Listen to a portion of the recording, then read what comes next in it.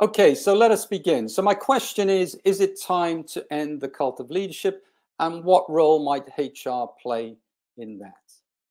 Now, if today you enter leadership into Google, you get an amazing 21 billion hits or responses. It's incredible in number. And then if you look at an N graph, I'm not sure if you're familiar with an N graph, but it basically tracks the number of publications that are produced on a given topic over time. And in the case of leadership, you'll see this extraordinary growth from around the 1900s to today. Interestingly, up until the 1900s, there's very little interest in the notion of leadership. And this is my starting point for the argument that are we somewhat obsessed with leadership in the corporate world today? I'm sure many of you watching and listening will be very familiar with the many leadership concepts that you see on the left. You may also recognize even some of the books that you see on the right-hand side. There are many good things in these models and frameworks, and I myself have used them many times. However, what I want to do today is question and ask the issue as to what is the benefit sometimes of this huge and massive investment that we have in leadership. If we look around the world in recent times, we'll see many scandals at a corporate level that at their root have the issue of leadership. You will be familiar with the FIFA World Cup bribery scandal, the global Volkswagen Dieselgate scandal, and of course, far too many financial investment banking scandals to mention. The point I would also stress here is that many of the companies involved would have some of the best-in-class leadership programs. They would have invested huge sums in their leadership programs and sent leaders to some of the best business schools in the world. But to what outcomes? As we speak today, many of you listening will be familiar that Facebook is again in trouble with regard to the negative outcomes that some of its work is having on large sections of society, and in particular, our young teenagers. I came across a scandal recently in France where the giant French-Swiss Lafarge cement group is allegedly being taken to court for paying bribes to armed groups in Syria to protect its manufacturing facilities. And some of those groups actually involve ISIS. Quite astonishing. We've also had the introduction of a new word into the management lexicon called fire and rehire. And this has come about as a result of the pandemic, where it's quite clear that certain leaders and corporations have tried to exploit the pandemic by remodeling and reorganizing their organization models so as to be able to fire large numbers of employees and then rehire them at reduced cost. It feeds into the idea of people as raw materials and disposable commodities. The outcome of this is that only 18% of people trust business leaders to tell the truth. This is an astonishing fact that's produced by Edelman Survey, who do a lot of work globally in tracking issues to do with corporate performance and trust. Now, in his earlier presentation, my colleague Richard Savage talked about the need to transition from a shareholder capitalism to stakeholder capitalism. And the outcome of these questions being posed about leadership feeds into the argument that what are fundamentally companies for in today's world, and whether capitalism, as Richard suggested, needs to be reformatted. But it's not just our corporate environments that can be subjected to questions. Of course, the business schools have grown massively on the back of our obsession with leadership in recent decades. And there is an argument that suggests that their focus has perhaps not been appropriate and that they have sacrificed market and managerial capitalism as opposed to the wider needs of society and planet. It's regarded as what we call the corporatization of the business school.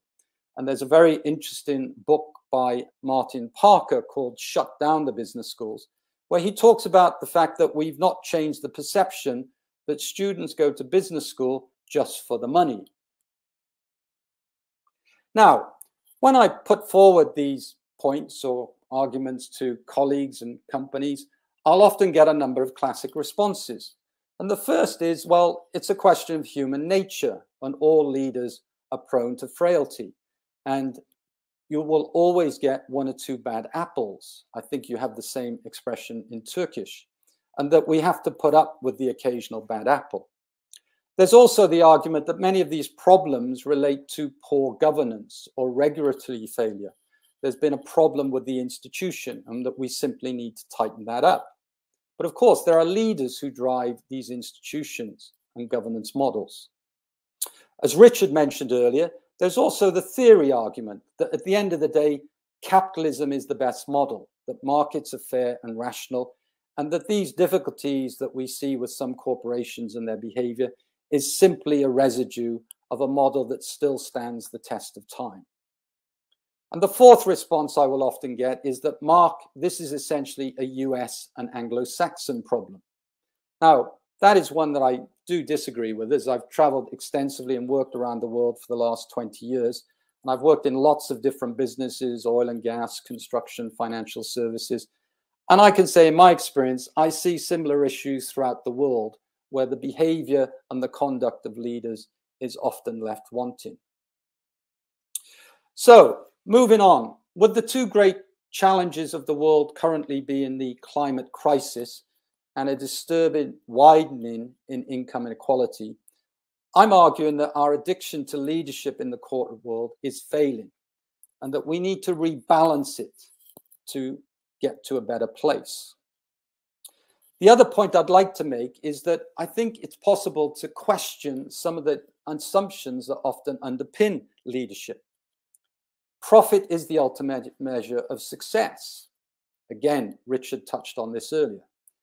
This is the word now not so much profit, but rather prosperity for all. There's also the notion that somehow leaders are more important than employees. We have the idea of the chosen few, the top team, the senior leadership group. They're the people that get the most investment.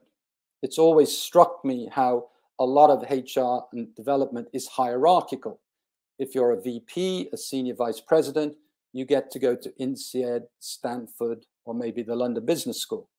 If you're a middle-sized manager, then you get to go to the local development program. Also, certain aspects of leadership writing, I think, are essentially quite paternalistic. There's often an underlying principle that people are essentially passive and the people need to be motivated and directed by leaders. It implies that the natural human condition is to be passive, is not to be creative, is not to be driven. I disagree with that. I think we can all point to people in our organizations who do amazing things outside of work. I don't think it's the case that everyone needs to be motivated and directed. I ask many of you who are listening, do you need someone to get you out of bed in the morning? The final issue relates to the assumption that often wisdom from the leader is better than the wisdom of engaged people working on the front line. It's what I call I know best. We can learn a lot from people on the front line. And I think we need to readjust around what they can bring to the organization, not just what leaders bring. With that in mind, I think there are many critical questions that fall out of the COVID-19 crisis.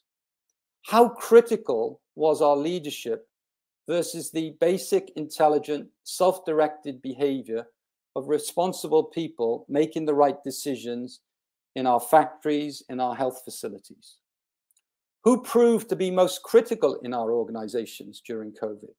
Was it our large senior managerial groups, or was it the frontline workers who actually got on and produced the goods, delivered the product, delivered the service, cared for the sick?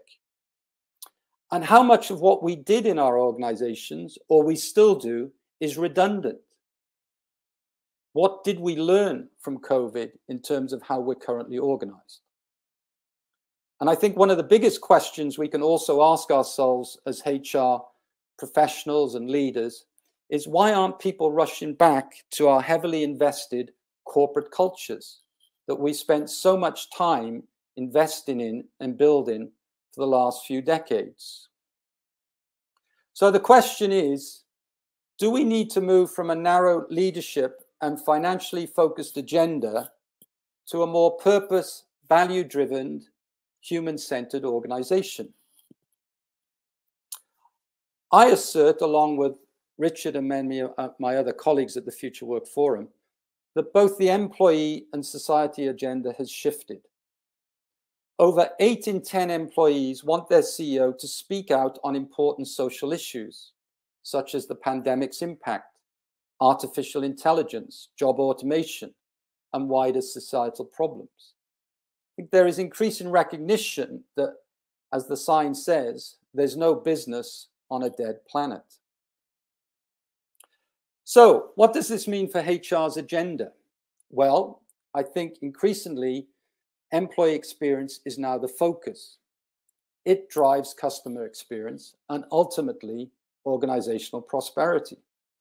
In a way, it always did. The question is whether the time has now arrived where we need to act on it. We're also operating in a world now where we don't just have employees. We have consumer and activist citizens and employees. Employee values have moved center stage. The notion of purpose is now the driving force for many employees around the world. And perhaps the biggest question that many people want answered is my organization making a difference to our society and planet? So, actions for HR moving forward. Many of you watching will be familiar with the famous Dave Ulrich's model regarding the HR function. You will recall that Dave Ulrich talked about the strategic partner, the change agent, the operational excellence, and the employee champion models. In my experience, the employee champion model never really took place. It never really happened. Most functions moved to the strategic partner and change agent and focused heavily on developing that notion of operational excellence and transactional excellence. But I think today, the need for HR is to increasingly focus around the employee champion role. We need to challenge the leadership paradigm, prioritize a human-centered agenda. And very shortly, my colleague, Michael Jenkins, will talk about the importance of ACE skills for leaders moving forward. The aim is to put employee purpose at the center of the organization. But we also need to recognize that people decide their purpose, not leaders. There are still too many leaders, I believe, who are basically purpose washing by telling people what their purpose is. It's the individual that decides who they want to serve and what their contribution is. There are also huge questions around this in terms of how do we develop and engage, an area that we've been good at for many years in HR. But I think there'll be increasing pressure for us to upskill and grow all employees, not just the chosen leadership cadre. Lifelong learning is not a new phrase, but with artificial intelligence and other technological improvements coming, that's going to have a big impact on careers. And my colleague Diane Wu David will talk about those very shortly. The end goal is to enable everyone to make a difference in our organizations. The many times I've spent in Turkey, I've always been impressed by some of the great statements of your great leader, Atatürk. I think inherently he was a man who understood that nurturing the talent of all was critical to the nation's success. And I remind many of you of two of his great statements. I would have wanted to become Minister of Education if I could not become president. And it's only teachers who are saving nations. So with that, I'd like to close and leave you with the thought that all people are motivated and capable of doing great things if they're given the opportunity. Some leaders simply need to get out of their way. And I'll close on the great comment from Ken Blanchard, who said, "None of us is as smart as all of us." So I'd like to thank you very much for your time today. I hope this will have stimulated your thinking.